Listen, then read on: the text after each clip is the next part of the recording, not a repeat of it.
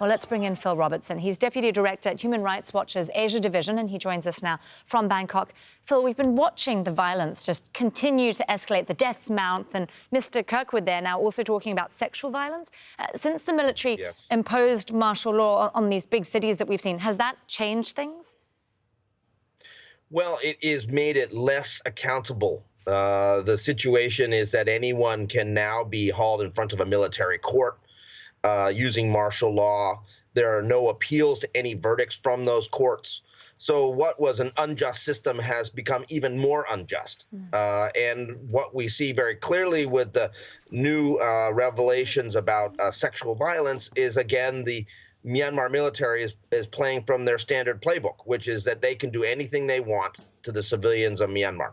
It is a disaster that is happening here, and the international community is basically watching it happen without action. And before we get to the international response, Phil, I want to ask you as well about these school occupations that we were just talking about. What's the thinking behind those? Is it to try to prevent people from gathering in one place? Well, it's partly stop people from gathering. It's also to deny the people things that are theirs. Schools and the hospitals have been occupied by the military. It's no coincidence that, in fact, the doctors and the teachers were among the first that went out on strike. And so this is, in the minds of the military, the way they retaliate, is they take back from the people where their children are learning and where they go for health care. It is, again, once again, a military that is out of control, that it can do whatever it wants, and treat the people of Myanmar as people that can be shot in the head if they dare go out and protest. Well, they're obviously still restricting access, and they've throttled information with so many people still detained, including these dozens of journalists. Do you have a sense of how they are, how these people are being treated?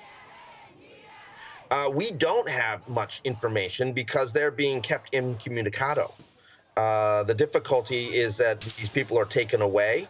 There's no clear information about where they're being held.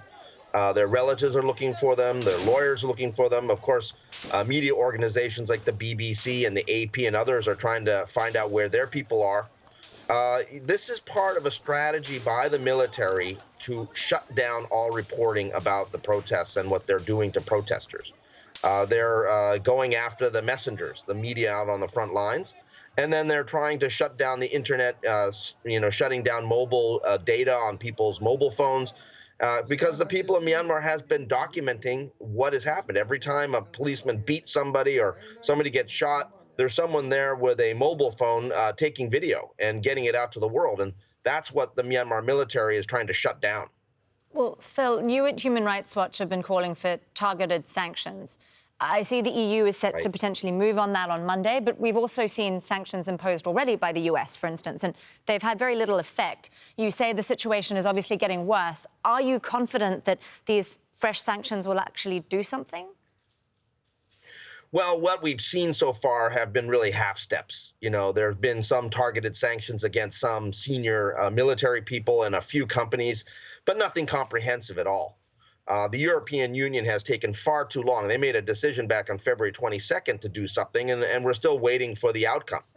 What we want to see is a UN Security Council resolution that imposes a global arms embargo on the Myanmar military and police, and also target economic sanctions. The international community really needs to push the limits here, and right now they're just getting out of the starting gates. Phil Robertson there from Human Rights Watch's Asia Division speaking to us from Bangkok. Great to get your thoughts here on Al Jazeera. Thanks for being with us, Phil. Thank you.